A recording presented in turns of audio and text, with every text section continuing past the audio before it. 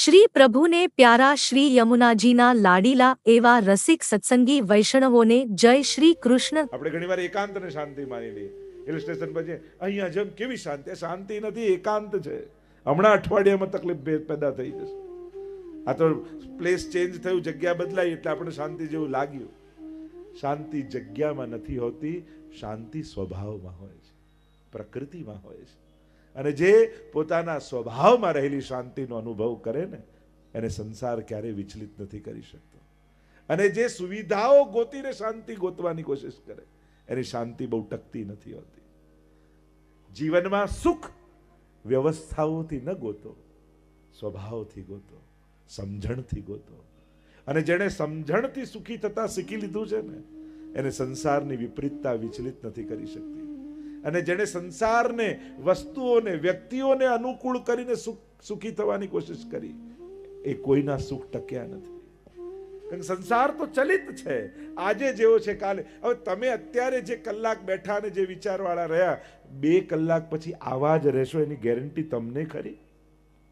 અહીંયાથી બહાર નીકળ્યા પછી અહીંયા છીએ એવા જ વિચારવાળા આપણે રહીશું. ક્યાંક દર્શન કરતા કોઈ ધક્કો માર્યો તોય પિત્તો જતો રહે માણસ. આ તો બહાર નીકળતા જ કેવા છું કોને ખબર.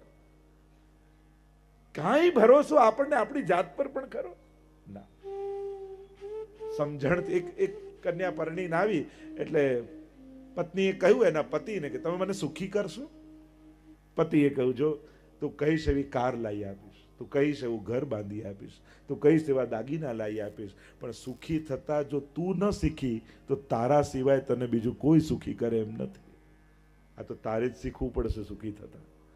જે મળ્યું છે એમાં કઈ રીતે સુખી થઈને જીવવું એ સમજણ સત્સંગ આપણને આપે છે, કૃષ્ણની ભક્તિ આપણને આપે છે, પ્રભુના દિવ્ય ચરિત્રો આપણને આપે છે. તો આ કૃષ્ણ ચરિત્રની ગાથા જીવનનો એક એવો મહામંત્ર આપણને આપશે કે જ્યારે કૃષ્ણ તમારો થઈ જશે, કૃષ્ણ મારો છે, હું કૃષ્ણનો છું, આ મહામંત્ર જ્યારે જીવનનો મંત્ર બની જશે ત્યારે કોઈ પણ સંજોગો, કોઈ પણ પરિસ્થિતિ તમને દુખી નહીં કરી શકે. જ્યારે તમે, આપણે તો બ્રહ્મ સમાન લેતા આત્મા તુલસી દળ લઈને બોલીએ છીએ ને, હે કૃષ્ણ હું તારો છું, હે કૃષ્ણ હું તારો છું. મંત્ર એ કેવલ શબ્દો નથી, એ જીવનની સૌથી મોટી સૂઝનું નામ છે. હું કૃષ્ણનો છું. આજે કોઈને પૂછીએ કે તમે કોના, હૃદય પર હાથ મૂકીને કહો. કોઈ કે હું ધંધાનો, કોઈ કે હું ઘરનો, કોઈ કે હું પૈસાનો, કોઈ કે હું આનો. ભક્ત એમ કહે છે કે હું કૃષ્ણનો છું. સંસારમાં, સંસારના કાર્યો કરતા કરતા પણ એક અવેરનેસ જીવનમાં છે, હું કૃષ્ણનો છું. કારણ કે કૃષ્ણ જેનો થઈ જાય ને, જો ને વસુદેવજીના માથે કૃષ્ણ આવ્યા અને જ્યાં માથે આવ્યા બધી બેડીઓ ખુલી ગઈ, રસ્તાઓ મળી ગયા અને કારાગૃહમાંથી, કેદમાંથી નંદાલય પહોંચી ગયા. આપણે બધા કર્મોની કારાગૃહમાં ફસાયેલા છીએ, કર્મોની કેદમાં આપણે બધાએ બંધાયેલા છીએ. છૂટવાનો એક જ ઉપાય, માથે કૃષ્ણ આવી જશે ને તો બધેથી બેડીઓ ખુલી જશે અને કારાગૃહનું અંધારું એ નંદ મહોત્સવનો આનંદમાં બદલાઈ જશે. જ્યારે નંદ બાબાના ઘરે, એટલે જ પુષ્ટિ માર્ગમાં શબ્દ શું છે, તમારા માથે કયું સ્વરૂપ બિરાજે છે? આપણે કહીએ ને પિતૃચરણના માથે ગોપાલ પ્રભુ બિરાજે છે. પુષ્ટિ માર્ગમાં શબ્દ, અમે તમારા ઘરે ઠાકોરજી ક્યારે પધરાવતા જ નથી, અમે તમારા માથે ઠાકોરજી પધરાવીએ છીએ. એટલે જ પૂછવાનો પ્રકાર આપણે ત્યાં એ છે, તમારા માથે કયું સ્વરૂપ? કારણ કે જેના માથે કૃષ્ણ આવે ને એને કોઈ દુનિયામાં રોકી શકતું નથી. વસુદેવજી એનું પ્રમાણ છે. કેવા બંધનો કંસના, કૃષ્ણ માથે આવ્યો તો બધેથી રસ્તા નીકળ્યા. દુનિયાનો માણસ અફસોસ કરશે, મદદ કરશે, સાથે ચાલશે, ભાગ્ય નહીં બદલી શકે. કૃષ્ણ તમારું ભાગ્ય બદલવાનું સામર્થ્ય રાખે છે. જ્યારે સામર્થ્યો અને સમજણ ટૂંકી પડી જાય ને ત્યારે કૃપા કામ કરી જતી હોય છે. કરેલી સેવા આગળ આવી જતી. આપણે ઘણી વાર કહીએ ને કે મેં તો એવું કાંઈ નહોતું કર્યું, ખબર નહીં વડીલોની ભક્તિ આગળ આવી ગઈ, મારા કરેલા પુણ્યો આગળ આવી ગયા. અને ઘણીવાર એવું થાય, જ્યારે જ્યારે તમને એમ લાગે કે મારા સમજણ અને સામર્થ્ય અને આવડત કરતા ભગવાને મને વધારે આપ્યું છે, ત્યારે સમજી લેજો ક્યાંક વડીલોએ ફેરવેલી માળા કામ લાગી ગઈ છે. એમણે લીધેલું ભગવત નામ મારા ભાગ્યને બદલવાનું સામર્થ્ય રાખે છે. અને આ બધા વડીલોના જ આશીર્વાદ છે. પરીક્ષિત મહારાજ પોતે કહેશે કે આ મારા કોઈ, પરીક્ષિત મહારાજે કહ્યું એવું પુણ્ય કર્યું કે એને ભાગવત મળે, સુખદેવજી મળે. પુણ્ય ક્યાં? પાપ કરીને આવેલા. ભાગવતની કથા ખ્યાલ છે ને તમને કે ઋષિના ગળામાં મરેલો સર્પ લપટાવી દીધો, શ્રાપ મળ્યો કે તે તો મારેલો સર્પ નાખ્યો મારા પિતાના ગળામાં, હું શ્રાપ આપું છું, આથી 7મા દિવસે જીવતો તક્ષક આવીને તને દંશ દેશે. પાપ જ કર્યું હતું ને, શ્રાપ જ મળ્યો હતો ને, પણ શ્રાપિતને પણ સમર્પિત બનાવી દે એવી કોઈ કથા હોય તો આ ભાગવતની કથા છે. આ કૃષ્ણના ચરિત્ર છે. આપણને શ્રાપ જ છે ને. 7મા કોને 8મો દિવસ મળે છે? બધાએ સોમથી રવિમાં જ જવાનું છે. 8મો દિવસ કોઈની પાસે નથી. પણ હા, કર્મોના શ્રાપ લઈને આવ્યા છે, પણ સમર્પણ દ્વારા કૃપાનો પ્રસાદ પામીને જવાનું છે. આપણે મરીને નથી જવું, આપણે તો જીવીને જવું છે. ભાગવતે શીખવાડે સાધારણ લોકો દુનિયામાંથી મરીને જાય અને ભક્તો તો જીવીને જાય.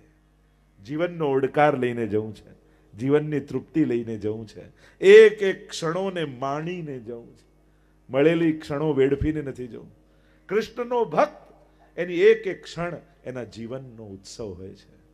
કારણ કે એને ખબર છે મારી મહેનત કે બુદ્ધિ નથી, મારા જીવનનો સંસાર જે છે ને એ ભગવાનનો આપેલો પ્રસાદ છે. કારણ કે પુરુષાર્થનું ફળ માનશો ને તો મળેલું સુખ પણ બંધન બની જશે, પણ પ્રભુને આપેલો પ્રસાદ માનશો ને તો ભોગવેલું પણ બંધન નહીં કરે. કારણ કે આ તો પ્રસાદ છે. જીવનમાં જે મળ્યું એ ઠાકોરજી પ્રસાદ રૂપે મને આપ્યું છે. અને પ્રસાદ ગાંઠોને ખોલે છે, બાંધતું નથી. પણ પુરુષાર્થનું ફળ એ ભલે સુખ હોય તો શાસ્ત્રોએ એને પણ સોનાની બેડી જ કહી છે કે પુણ્ય પણ સોનાની બેડી છે, પાપ લોઢાની બેડી તો પુણ્ય પણ બાંધે. આપણે તો પાપ અને પુણ્ય બંનેથી પર થઈ ભગવાનના પ્રસાદ રૂપે આને સ્વીકારવાનું, ઠાકોરજીના આશીર્વાદ રૂપે સ્વીકારવાનું. તો આ કૃષ્ણ ચરિત્ર શું કરશે? તો કે આપણને કૃષ્ણના કરશે અને કૃષ્ણને આપણો બનાવી દેશે. આપણે તો કહીએ કે પ્રભુ, અને ઘણીવાર લોકોને એમ થાય કે હું પ્રભુને મળવા માટે આટલા લાલાયિત રહું છું અને મને હંમેશા એમ થાય પ્રભુ ક્યારે મળે, પ્રભુ ક્યારે મળે. તો મને ભગવાનને મળવાની ઈચ્છા થાય છે, તો શું ઠાકોરજીને પણ ક્યારેક મને મળવાની ઈચ્છા થતી હશે? સહજ ભક્તને પ્રશ્ન થાય ને કે આપણને તો ઠાકોરજીને મળવાની ઉત્કંઠા થાય, પણ શું ક્યારે પ્રભુને આપણને મળવાની ઈચ્છા થતી હશે? અને થતી હોય તો ખબર કેમ પડે કે ઠાકોરજીને મળવાની ઈચ્છા થઈ છે? તો કે સાવ સહેલી વાત, જ્યારે જ્યારે આવા કથામાં બેસવા મળે ને ત્યારે માનજો કે ઠાકોરજીને આપણને મળવાની ઈચ્છા થઈ છે. અને એટલા માટે કૃષ્ણ કથાનું રૂપ ધારણ કરી અને આપણા સુધી પહોંચી ગયું છે. જ્યારે જ્યારે કથામાં બેસવાનો અવસર મળે ત્યારે માનવું કે આજે પ્રભુએ મને યાદ કર્યો છે. આપણે તો પ્રભુને યાદ કરીએ, પણ શું પ્રભુ આપણને યાદ કરતા હશે? આવો પ્રશ્ન થાય માણસને. જ્યારે જ્યારે આવા અવસર મળે ત્યારે માનજો આજે ઠાકોરજીએ મને યાદ કર્યો અને પ્રભુએ મને યાદ કર્યો એટલે જ આવા સ્થાને આવી ક્ષણે હું ઉપસ્થિત રહી શક્યો, હું બેસી શક્યો, કથાના શબ્દો મારા કર્ણમાં પહોંચી શક્યા. એનું એક જ કારણ કૃષ્ણની કૃપા. કૃપા વગર આપણે એમ માની કથા સાંભળીને કૃપા, માળા ફેરવીને કૃપા, પાઠ કરીને કૃપા, સેવા કરીને કૃપા થાય. સાવ ખોટી વાત. કૃપા થાય તો જ કથામાં અવાય, કૃપા થાય તો જ માળા ફેરવી શકાય, કૃપા થાય તો જ પાઠ બોલી શકાય, કૃપા થાય તો જ દર્શને આવી શકાય. નહીં તો દર્શન કરવામાં 10 મિનિટ લાગે, પણ દર્શન કરવા જવું છે આ વિચાર આવતા આવતા 60 વર્ષ જતા રહે છે. દર્શન કરવામાં ટાઈમ નથી લાગતો તો 10 મિનિટ લાગે આપણને, પણ દર્શને જવું એક બુદ્ધિનો વિચાર. જો બુદ્ધિ અને પગમાં અંતર, ડિસ્ટન્સ કેટલું, અંતર કેટલું? 5 ફૂટ, 5.5 ફૂટ, 6 ફૂટ. પણ અહીંયાની વાત, બુદ્ધિની વાત, આ ચરણ સુધી આવતા આવતા 60 વર્ષ જતા રહે છે. અંતર ક્યાં વધારે કાપવાનું છે? એ 5 ફૂટનું ડિસ્ટન્સ કાપતા કાપતા જીવન ખોઈ બેસીએ છીએ. તો જીવનમાં જેટલી જલ્દી સમજ આવી જાય એટલું સારું છે. સમજી જઈએ જીવનનો સાર અને સાફલ્ય, એટલું જેટલું જલ્દી માણસ સમજે એટલું સરસ છે. અને ભાગવત આ સમજણનો મહામંત્ર લઈને બિરાજમાન છે. ભાગવત જેવું કોઈ શાસ્ત્ર નથી. મહાપ્રભુજી તો કેટલો પરિશ્રમ ભાગવતને પ્રમાણ ગ્રંથ રૂપે કોઈ સ્વીકૃત કરાવ્યું હોય તો શ્રી મહાપ્રભુજીએ છે. સાત સાત રીતે શાસ્ત્રે સ્કંદે પ્રકરણે અધ્યાય વાક્ય પદેક્ષરે એકાર્થ સપ્તદા જાનન વિરોધેન મુચ્યતે. સાત રીતે અર્થ કરે ને એકાર્થ કર્યો છે મહાપ્રભુજી. અદ્ભુત મહાપ્રભુજીનું યોગદાન છે. આજે દુનિયામાં ક્યાંય પણ ભાગવત કથા થતી હોય ને, દુનિયામાં ગમે ત્યાં કોઈ મહાપ્રભુજી શ્રી વલ્લભાચાર્યજીનું નામ લે કે ન લે, પણ મહાપ્રભુજી બતાવેલા અર્થો વગર ભાગવત કથા થઈ જ ન શકે. કોઈ જાણે કે ન જાણે કે આ સુબોધની, મહાપ્રભુજી સુબોધની રચી ને ભાગવતજી ઉપર મહાપ્રભુજીની ટીકા, મહાપ્રભુજીએ બતાવેલા અર્થ ઘટન વગર કથા થઈ જ ન શકે. એવું યોગદાન શ્રી મહાપ્રભુજીનું છે. તો આ કૃષ્ણ ચરિત્રની ગાથા 10મ સ્કંદને આધારમાં લઈ, કેન્દ્રમાં લઈને આપણે ચર્ચા કરવાના છીએ. ભાગવત 12 સ્કંદમાં ટૂંકમાં પરિચય આપી દઉં ને સીધા 10મ સ્કંદ તરફ પ્રયાણ કરીએ. 12 સ્કંદ સાક્ષાત શ્રીનાથજી બાવાનું વાંગમય સ્વરૂપ આપણે માનીએ છીએ ભાગવતજીને.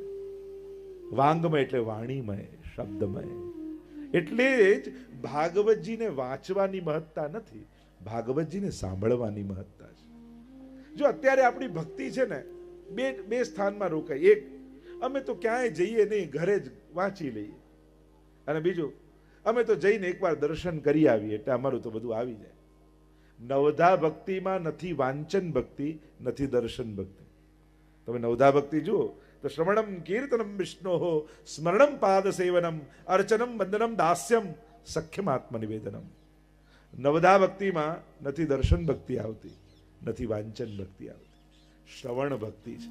પહેલી જ ભક્તિ છે શ્રવણ, સાંભળો. શ્રવણમ એ બહુ વિશેષ કળા બતાવવામાં આવી છે. સાંભળવું પણ એક કળા છે. જો અત્યારના સમયની સૌથી મોટી વિપદા કઈ, બધાના મોઢે એક જ ફરિયાદ તમે સાંભળશો, અમારું કોઈ સાંભળતું નથી. એક ભાઈ બીજા ભાઈને કે, દીકરા પિતાને કે, પિતા એના દીકરાને કે, પતિ પત્નીમાં તો કહેવા જેવું જ નથી.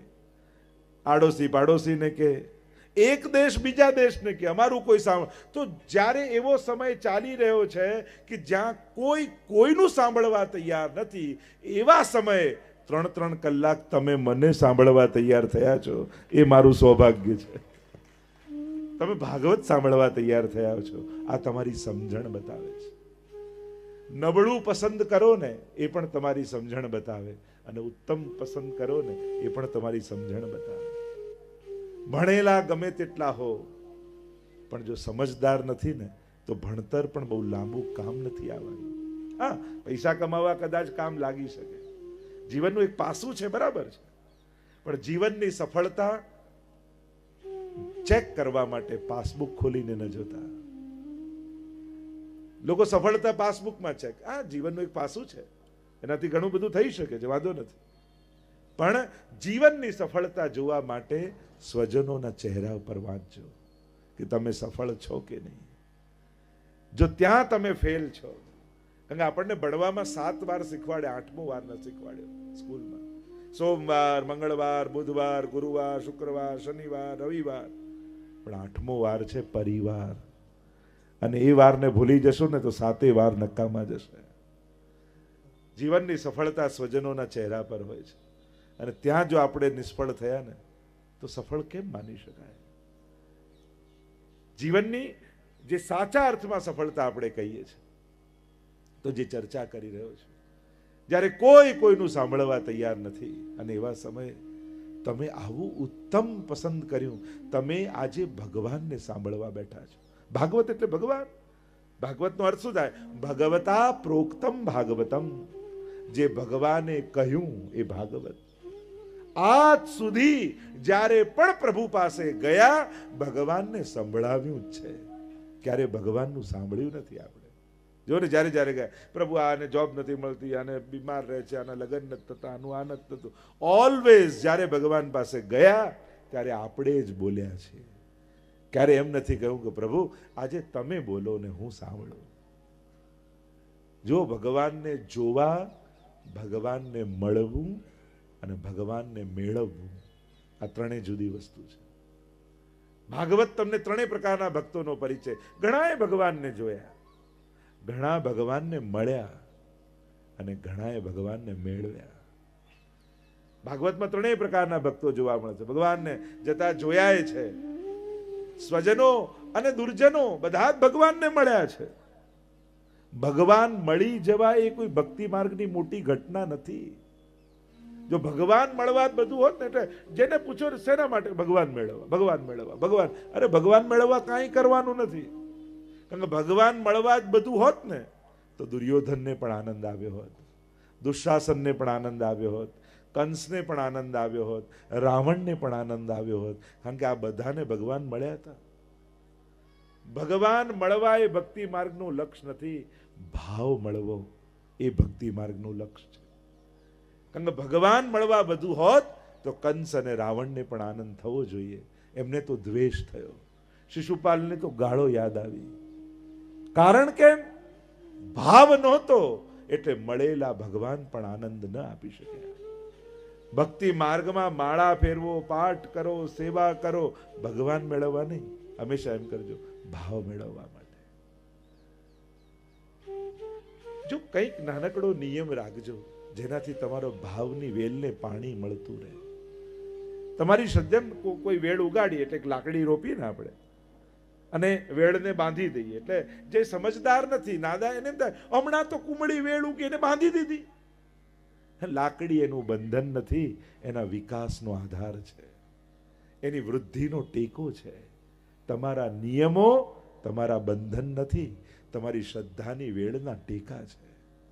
તમે એને બંધન માનશો ને તો ભાર લાગશે, પણ ટેકો માનશો ને તો હાસ થશે.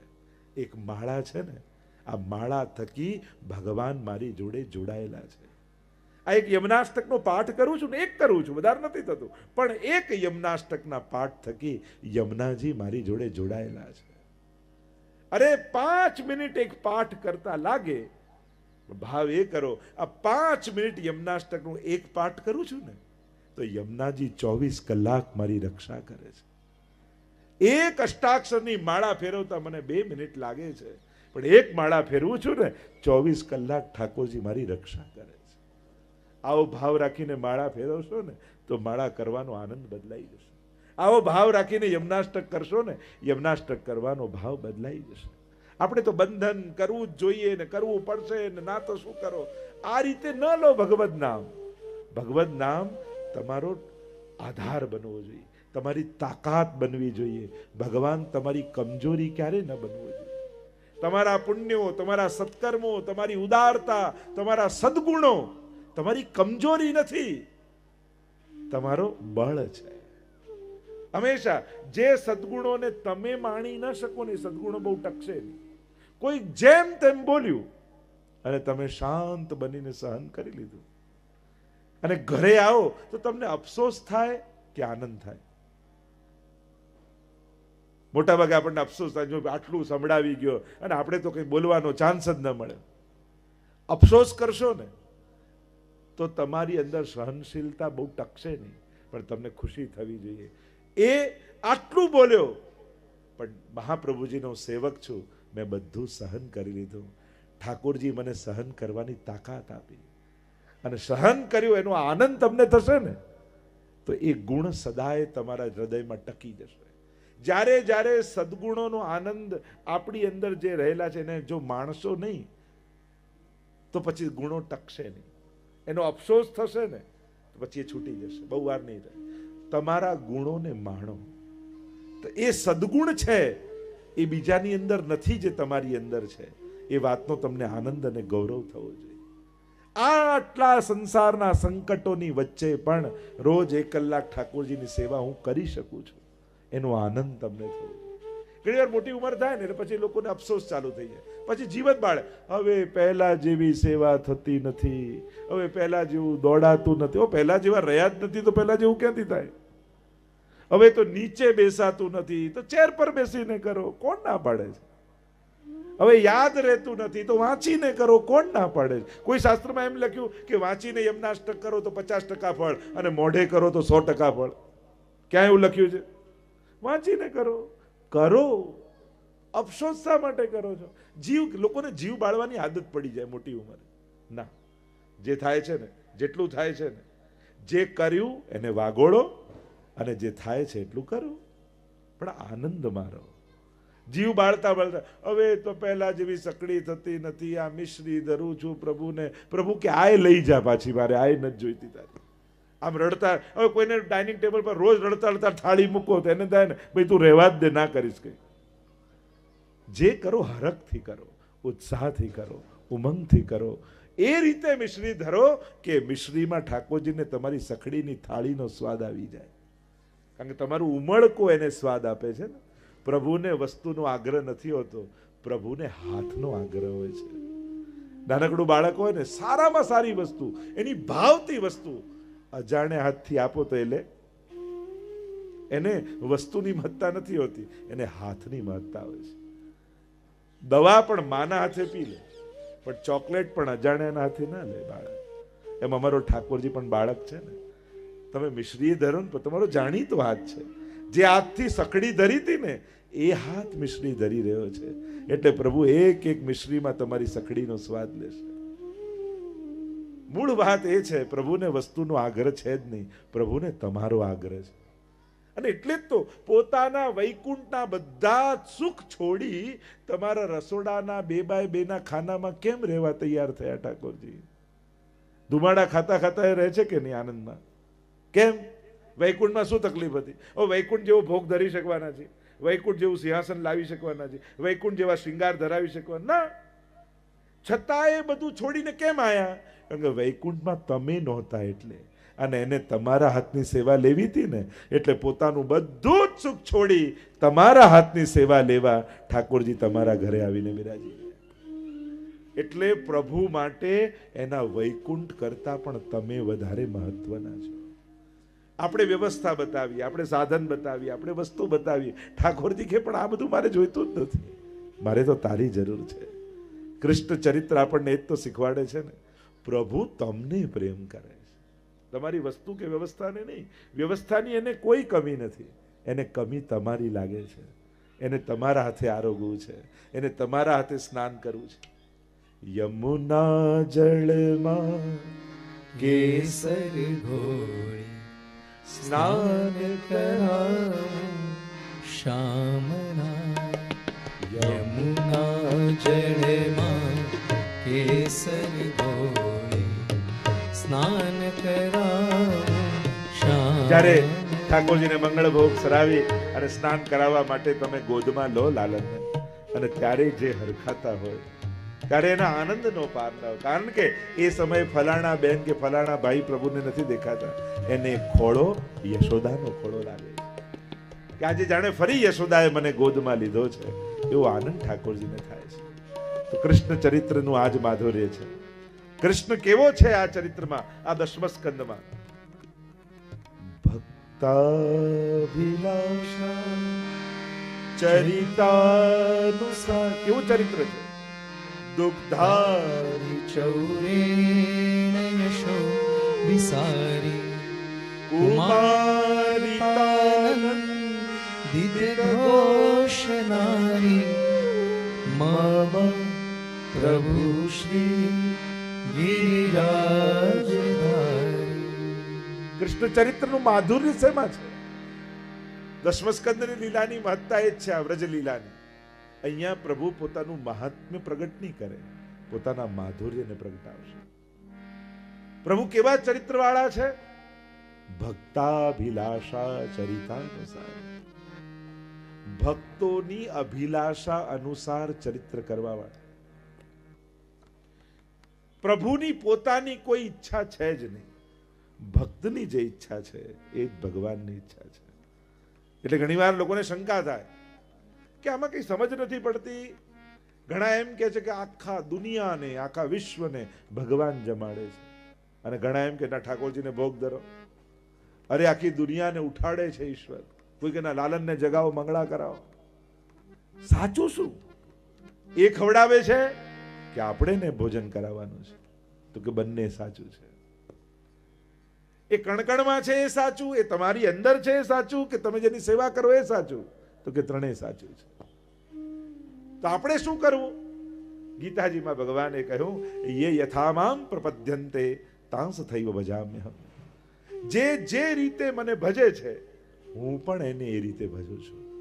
તમે જો જ્ઞાન માર્ગ પ્રમાણે વિચાર કરો કે બધાને જમાડનારો એ છે તો એને ભૂખ નથી લાગતી, પણ તમે ભક્તિ માર્ગ પ્રમાણે યશોદાનો ભાવ રાખીને કહો, મારા લાલનને ભૂખ લાગી હશે, ક્યારનો ગાય ચરાવવા ગયો હતો, સાંજ પડીને હવે આવ્યો, લાવ જલ્દી જલ્દી ઠાકોરજીને ભોગ ધરો, તો ઠાકોરજીને કકડીને ભૂખ લાગે છે, કારણ કે તમારો ભાવ યશોદાનો છે. જે ભાવ લઈને પ્રભુ આગળ જશો ને, પ્રભુ એવા ભાવે તમને મળશે. અરે ત્યાં સુધી કહ્યું, વેર ભાવે જશો તો એ યુદ્ધ કરવા તૈયાર થશે, કારણ કે એને લડવું જ છે તો ચાલ લડી લઈએ. તને પ્રેમ કરવો છે તો ચાલ પ્રેમ કરી લઈએ, તને રાસ કરવો છે તો ચાલ રાસ કરી લઈએ, તને ખોળામાં રમાડવો છે તો હું બાળક બનીને તારા ખોળામાં ચડી જાઉં. ભગવાન કૃષ્ણ એવો છે જે ક્યારેય કોઈને નિરાશ નથી કરતો. જે ભાવ લઈને, આ તો અદ્ભુત ચરિત્ર છે. એટલે જ દશમ સ્કંદની શરૂઆતમાં જ પરીક્ષિત મહારાજે શું કહ્યું? શરૂઆત થઈ દશમ સ્કંદ, કથિતો વંશ વિસ્તારો ભવતા સોમ સૂર્યયો રાજ્યામ ચોભયવંશાનાં ચરિતમ પરમાદ્ભુતમ. ચરિતમ પરમાદ્ભુતમ, એ પરમ અદ્ભુત ચરિત્રને ગુરુદેવ મને સંભળાવો. વિસ્તાર, સંક્ષિપ્તમાં નહીં, વિસ્તાર. અદ્ભુત ચરિત્ર. કેવા ચરિત્ર? અદ્ભુતતા શું છે? યમનાષ્ટકમાં પણ કહીએ છે ને, તવ ચરિત્ર મત્યદ્ભુતમ. યમનાજીનું ચરિત્ર કેવું છે? અતિ અદ્ભુત. તો અદ્ભુતતા શું છે?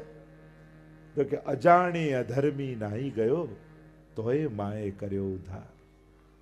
યમુનાજી કેવા છે? કોઈ કેવલ રસ્તામાં જતો મુસાફર સવાર પડીને સ્નાન કરવા જોઈએ એમ વિચાર કરી, યા તરસ લાગી તો જલ પીવું છે એવો વિચાર કરી બાજુમાં વહેતા યમુનાજીમાં ડૂબકી લગાવે ને, એણે તો જલ માનીને ડૂબકી લગાવી છે, પણ યમુનાજી તો એવો વિચાર કરે કે મારા ભક્તે મારામાં ડૂબકી લગાવી, એને હવે જીવનમાં ક્યારેય યમયાતના નહીં ભોગવવા દો. માએ કર્યો ઉદ્ધાર, માએનો ઉદ્ધાર કરી દે. તમે પાણી પીને જલ પ્યાસ બુજાવવા માટે જલ પીઓ યમુનાજીનું, પણ યમુનાજી તમને જલ ન પીવડાવે. એ તો ન જાતું યમયાતના ભવતિ તે પયઃ પાનત. એ તો પોતાના વક્ષસ્થલનું દૂધ તમને પીવડાવે છે. આ યમુનાજીની અદ્ભુતતા છે. આવનારો ભક્ત મહાત્મને જાણતો નથી, પણ સ્વીકાર કરનારો ભગવાન પોતાના મહાત્મ્ય સાથે એના પર કૃપા કરે, એ જ એના ચરિત્રની અદ્ભુતતા છે. એટલે અદ્ભુતતાની વ્યાખ્યા શાસ્ત્રોમાં એ કરી, અસાધનમ સાધનમ કરોતિ તિ અદ્ભુતમ. અસાધનને પણ સાધન માનીને કૃપા કરે, એ જ ભગવાનના ચરિત્રની અદ્ભુતતા. તો કે અસાધનને સાધન શું? જ્યારે ગોપીઓ દોડીને રાસ માટે ભગવાન પાસે, ત્યારે પરીક્ષિત મહારાજે પ્રશ્ન કરી દીધો, અરે ગુરુદેવ, આ તો પ્રેમ ભાવથી ભગવાન તરફ જઈ રહી છે, છતાંય ભગવાને એમનો ઉદ્ધાર કર્યો, આવું કેમ? સુખદેવજીએ કહ્યું, કયા ભાવે દોડે છે એ ન જોઈશ, કોની તરફ દોડે છે એ જો. ભગવાન તો પારસમણી છે, સ્પર્શ કરતા જ સોનું બનાવી દેશે. કામમ ક્રોધમ ભયમ સ્નેહમ ઐક્યમ સૌહૃદમેવ ચ નિત્યમ હરૌ વિદધતો યાન્તિ તન્મયતામ હિતે.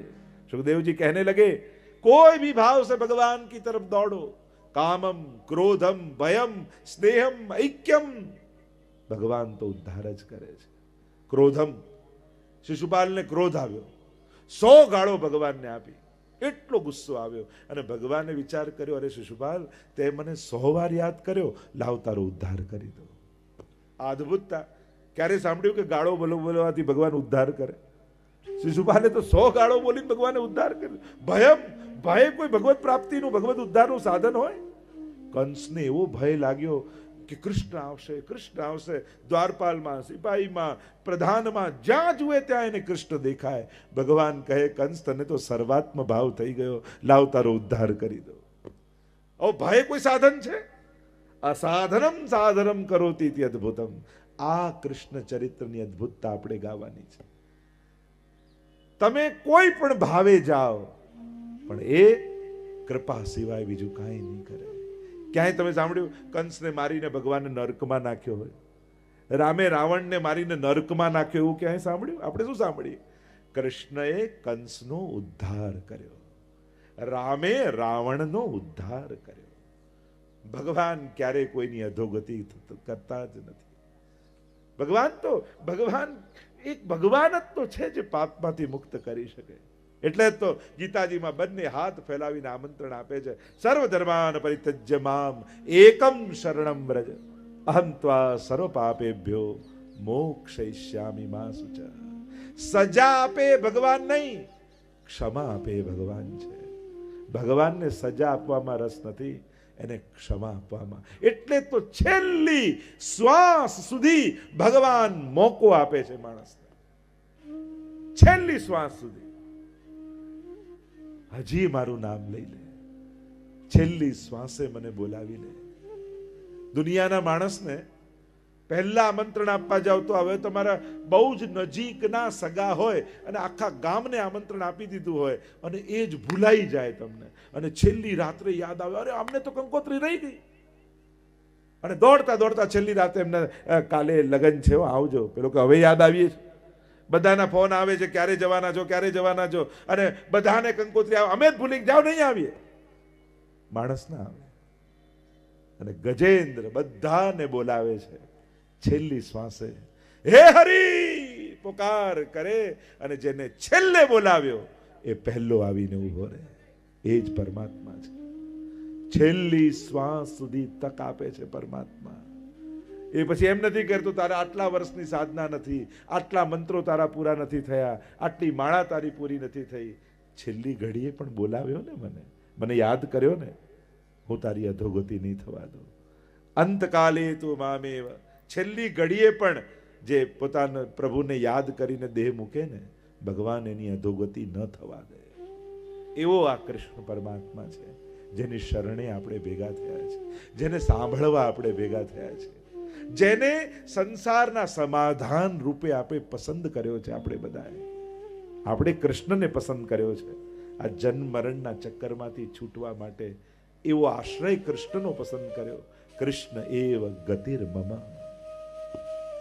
ભીષ્મજી પણ એ જ કહે ને, છેલ્લી ઘડીએ ભગવાન સામે આવીને ઉભા, બાણ સૈયા પર ભીષ્મજી સૂતા છે અને સમાચાર આપ્યા કે ભગવાન આવ્યા છે. અને બાણ સૈયા પર સૂતા સૂતા ધીમે રહીને નેત્ર ખોલતા ભીષ્મજી જ્યાં પ્રભુની સામે જુએ, ઇતિમતિ રૂપ કલ્પિતા વિતૃષ્ણા ભગવતી સાત્વત પુંગવે વિભુ. પ્રભુ આ મતિ આપના ચરણોમાં ધરવી છે, ક્યાંય લગાડી નથી આપના સિવાય. આપની થઈ જશે તો જીવન ધન્ય બની જશે. તવ ચરિત્ર, આ પ્રભુનું અદ્ભુત ચરિત્ર, કથિતો વંશ વિસ્તારો. પરીક્ષિત મહારાજ દશમ સ્કંદમાં પ્રવેશ કરે 90 અધ્યાય ભાગવતજી અનુસાર, અને 3 પ્રક્ષિપ્ત મહાપ્રભુજી માને, જે આપણે મંગલાચરણ તમે બોલો છો ને, ચતુર્ભિશ્ચ ચતુર્ભિશ્ચ ચતુર્ભિશ્ચ, આ એક શ્લોકમાં તમે આખા દશમ સ્કંદનું સ્મરણ કરો છો. જ્યારે આ શ્લોક બોલો ને ત્યારે દશમ સ્કંદની બધી લીલાઓને યાદ કરો. આ એક શ્લોકમાં પ્રકરણ વિભાગ મહાપ્રભુજીએ જે દશમ સ્કંદના પાડ્યા ને એને મહાપ્રભુજી સમજાવ્યા છે. અત્યારે હું વિસ્તાર નથી કરતો, એનો સમય ઘણો લાગશે. 4 4 4 3 6 આમ 5 પ્રકારે મારા હૃદયમાં બિરાજો. મહાપ્રભુજીએ 7 રીતે ભાગવતજીના અર્થો કર્યા, શાસ્ત્રે, સ્કંધે, પ્રકરણે. તો આ દશમ સ્કંદનું પ્રકરણ વિભાગ છે. પહેલા 4 અધ્યાય જન્મના પ્રકરણ, જન્મની કથા એટલે એને જન્મ પ્રકરણ કહ્યું.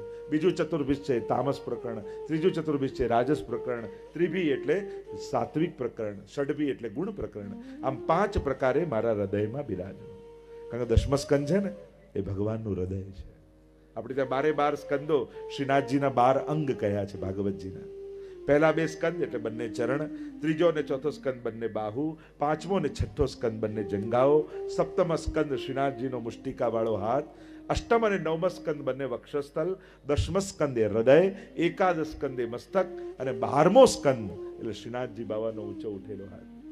જેનાથી શ્રીનાથજી બાબા ભક્તોને પોતાના નિજ શરણોમાં બોલાવે છે. આવ આવ આવ. 12મો સ્કંદે આશ્રય લીલા છે, પોતાના આશ્રયમાં બોલાવે. અને આશ્રયમાં આવે એટલે શ્રીનાથજી શું કરે? એના હૃદયને પોતાની મુઠ્ઠીમાં બંધ કરી લે. કમરમાં મુઠ્ઠી છે ને, એ શેના માટે છે? ભક્તોના હૃદયને મુઠ્ઠીમાં બંધ કરે. અને અંગૂઠો બહાર છે એટલે કે માયાને અંગૂઠો બતાવે છે કે હવે આ મારો થઈ ગયો એટલે તારા કામનો રહ્યો નથી. હવે તારો પ્રભાવ આના પર નહીં ચાલે. કારણ કે મામેવ યે પ્રપદ્યંતે માયા મેતામ તરંતિ તે. ગીતાજી મેં કહા જો મેરે હુએ वो माया से तर गए. એટલે પ્રભુના થવાની ઘટના શ્રીનાથજી બાબા નિકુંજના દ્વાર પર ઉભા રહીને ભક્તોને શરણમાં બોલાવી રહ્યા છે. જો આપણે ત્યાં ભારત વર્ષના જેટલા પ્રસિદ્ધ સ્વરૂપો ભગવત સ્વરૂપો બિરાજે છે, દરેકનો એક જુદો જુદો આકાર, જુદા જુદા સ્વરૂપો.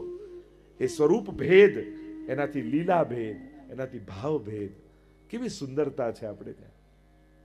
તો આ પ્રભુનું ચરિત્ર 10મ સ્કંદમાં છે. અદ્ભુત ચરિત્ર છે. એટલે જ કહ્યું કે ગુરુદેવ સંક્ષિપ્ત ન કરતા વિસ્તારથી મને ભગવાનનું ચરિત્ર કહેજો. કહ્યું કોણ એવો આત્મઘાતી જીવ હશે જેને ભગવાનની કથામાં રસ નહીં આવતો હોય? નિવૃત્ત તર્ષય રૂપગીયમાના ભવૌ સદા છોત્ર મનોભિરામા ઉત્તમ શ્લોક ગુણાનુવાદા પુમાન વિરજેત વિના પશુભ્ના. सुखदेव जी के आगे परीक्षित महाराज कहने लगे. 10મ સ્કંદનો પ્રારંભ થયો ને પરીક્ષિત બે હાથ જોડીને કહે છે કે જેની સમસ્ત તૃષ્ણાઓ સમાપ્ત થઈ ગઈ છે ને એના માટે ભગવાનની કથા એ ઔષધિ છે, દવા છે, ભવરોગને મટાડનારી. બીજા કોઈ રોગ કોઈને હોય ન હોય જુદી વાત, એક રોગ તો દરેકને લાગ્યો છે અને એ છે ભવરોગ. જો કોઈ લોકો મૃત્યુના જુદા જુદા, કોઈ કે હાર્ટ એટેકથી ગયા, કોઈ કે એક્સિડન્ટથી ગયા, કોઈ કે આ બીમારીથી ગયા, જુદા જુદા લોકો મૃત્યુના કારણો બતાવતા હોય છે. પણ આ દુનિયામાં મૃત્યુનું એક જ કારણ છે. લોકો ભલે જુદા જુદા કારણ કહેતા હોય પણ એકમાત્ર કારણ આ દુનિયામાં મૃત્યુનું છે અને એ કારણ છે જન્મ. જાતસ્ય હિ ધ્રુવો મૃત્યુ. જેનો જન્મ થયો છે એનું મૃત્યુ નિશ્ચિત છે, અટલ છે. ઘણા એવા ઘર દુનિયામાં હશે જ્યાં કોઈ બાળકનો જન્મ ન થાય, પણ કોઈ એવું ઘર નહીં હોય જ્યાં કોઈનું મૃત્યુ નહીં થાય. મૃત્યુ તો અટલ સત્ય છે અને જન્મ જ મૃત્યુનું કારણ છે. જે જન્મ્યો છે એ મર્યો છે, એ નિશ્ચિત વાત છે. જે ગીતાજીમાં ભગવાને સમજાવ્યું. તો ભવરોગ તો છે અને એની કોઈ ઔષધિ હોય તો આ ભગવાનની કથા છે. કારણ કે જેણે ભગવાનની કથા સાંભળી એ મર્યા નથી, એ જીવીને ગયા છે, એ અમર થયા છે. એટલે આજ સુધી પણ જો અમરત્વ એટલે કેવલ એક શરીરમાં રહેવું એ જ અમરત્વ નથી. કોઈના વિચારમાં જીવવું એ પણ અમરત્વ છે, કોઈની પ્રેરણામાં જીવવું એ પણ અમરત્વ છે, કોઈની લાગણીમાં જીવવું એ પણ અમરત્વ છે. જો આપણા ઘરના કેટલા વડીલો આજે પણ આપણે યાદ કરીએ, એવા ભગવદી હતા, એવા મરજાદી હતા, અને આજે પણ જેને યાદ કરો છો ને તમારી યાદમાં એ જીવે છે તો એ મર્યા ક્યાં છે? એ અમર છે. આટલા આટલા મહાપુરુષો, આચાર્યો, સંતો, ભગવંતો આજે પણ સમાજ એને યાદ કરે છે. એટલે હજારો લોકોની પ્રેરણામાં જીવે છે, હજારો લોકોના વિચારમાં જીવે છે, હજારો લોકોની શ્રદ્ધામાં જીવે છે. તો એ મર્યા ક્યાં છે? એ અમરત્વ જ છે ને. કેવલ શરીરમાં જીવવું એ જીવન નથી. લોકોના વિચારોમાં અને લાગણીઓમાં જીવવું એ પણ અમરત્વનો પ્રકાર છે. નિવૃત્ત તર્ષૈર્વગીયમાનાદ ભવૌ સદા છોત્ર મનોભિરામ. આ તો ભવરોગને દૂર કરનારી ઔષધિ. પેલી ઔષધિ તો કડવી હોય, આ તો મીઠી છે.